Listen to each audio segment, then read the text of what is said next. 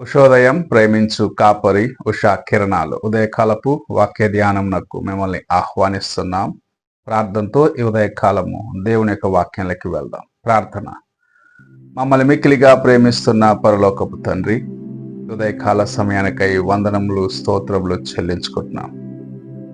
దేవా, నీ కృపచేత మాకు అనుగ్రహించబడిన ఈ దినం కొరకు వందనాలు చెల్లించుకుంటూ ఈ ఉదయకాల సమయంన నాతోనూ మాతోనూ మాట్లాడమని యేసు పరిశుద్ధ నామంన అడిగి వేడుకుంటున్నాను పరమ తండ్రి, ఆమెన్. ఈ ఉదయకాలపు వాక్య భాగము హెబ్రీయులకు రాసిన పత్రిక 12వ అధ్యాయము మొదటి 2 వచనములను చదువుకుందాం.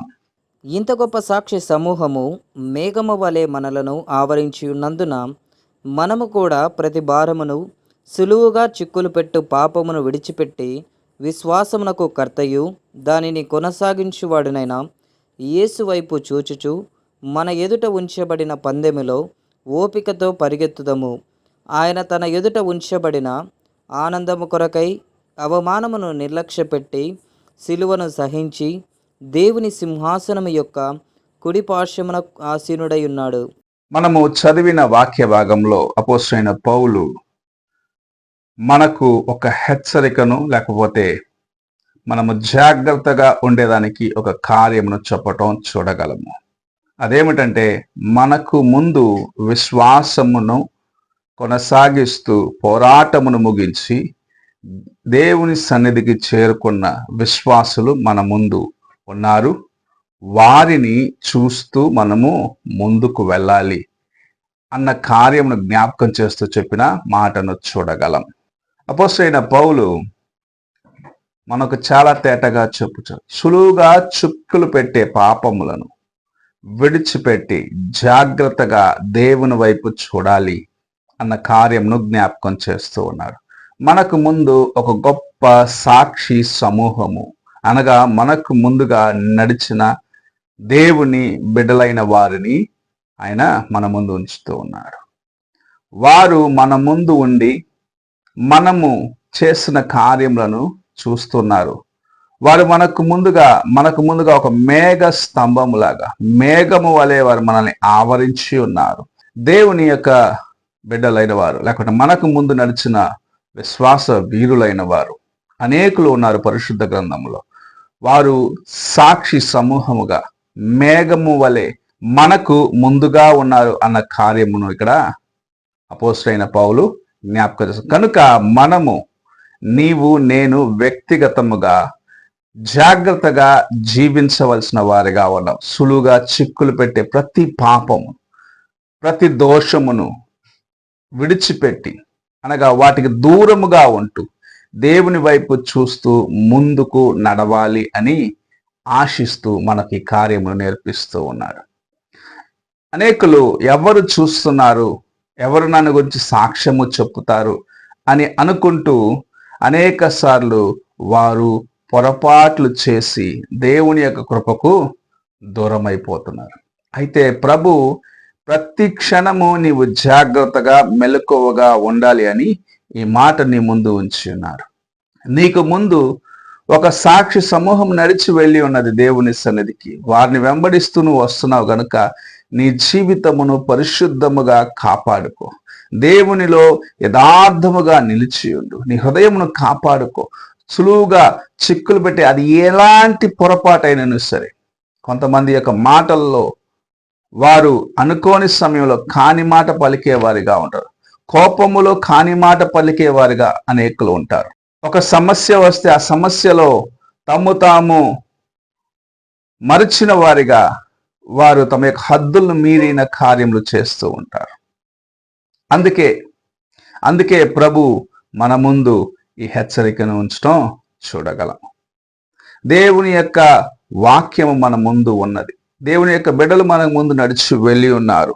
వారిని మనకు ముందుగా పెట్టుకొని మనకు శిల్పియు నిర్మాణకుడు అయిన యేసు ప్రభు వైపు చూడాలి అన్న కార్యమును జ్ఞాపకం చేస్తాం. మనల్ని నడిపించే దానికోసం, మన కోసము తన్ను తాను అర్పించుకున్న ప్రభు వైపు చూస్తూ సిలువను ముందు పెట్టుకొని దేవునితో పాటు నడవాలి అని ఆశిస్తూ దేవుని వైపు చూస్తూ ముందుకు వెళ్ళాలి. దేవుణ్ణి ఎలాగు నువ్వు చూడగలవు, ఎలాగు నువ్వు ఆయన కనుగొనగలవు అన్న కార్యమును మనము చూసినట్లయితే నీ హృదయములో ఉన్న వాటిని అన్నిటినీ సరి చేసుకునేదానికి యేసు ప్రభు యొక్క సిలువ రక్తము యొద్దకు నీవు వచ్చినప్పుడే, ఆ కల్వరి సిలువలో ఆయన చేసిన యాగమును నీవు జ్ఞాపకము చేసుకున్నప్పుడే, ఆయన రుధిరము ద్వారాగా నిన్ను నీవు పరిశుద్ధపరుచుకున్న దినమునే, నీ పాపము ఎలాంటిదైనా సరే హిమము వంటి తెల్లగా ఆయన నిన్ను కడిగిన దినమునే నీవు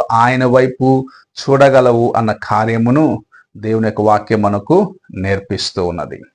ఆయన మనకు ముందు ఉండి ఆయన వైపు మనము చూసేదాన్ని బట్టి విశ్వాసముతో మనము ముందుకు వెళ్ళి మన ముందున్న పందెమును ఓపికతో మనము దాటి వెళ్ళి దేవుని రాజ్యమును చేరే ఆ కృపను ప్రభు మనకు అనుగ్రహిస్తాడు. నీవు ఇతరులను చూసినట్లయితే నువ్వు వెళ్ళవలసిన మార్గం నుండి తొలగిపోతావు. అయితే దేవుని వైపు చూసిన దినమున, యేసు ప్రభు వైపు చూసిన దినం అనగా నీ హృదయమును ఆయన ముందు సరి చేసుకొని యథార్థముగా ఆయన ముందు నిలబడి ఆయన మాటకు లోబడి ఆయన చెప్పిన రీతిగా నడుచుకునేదానికి తన వాక్యానుసారముగా నీ జీవితంను మలచుకున్న దినమున నీవు నిజముగా ఆయన యొక్క కృపను పొందిన వాడిగా ఆయన వైపు చూస్తూ ముందుకు నడిచేదానికి ఆశ కలిగిన వ్యక్తిగా ఉంటావని దేవుని యొక్క వాక్యం సెలవిస్తూ ఉన్నది. అప్పుడు నీకు ముందుగా మనము చూసినట్లయితే పరిశుద్ధ గ్రంథంలో 11వ అధ్యాయం హెబ్రీయులకు రాసిన పత్రికలో అనేక మంది విశ్వాసుల గురించి చెప్పబడుచు ఉన్నది. ఆది కాండము మొదలుకొని అనేక మంది విశ్వాసులు తాము జీవించిన జీవితమును మనకు మాదిరిగా ఉంచి వెళ్ళి ఉన్నారు. వారితో పాటు నీవు నేను దేవుని రాజ్యములో కలిసి ఉండాలి.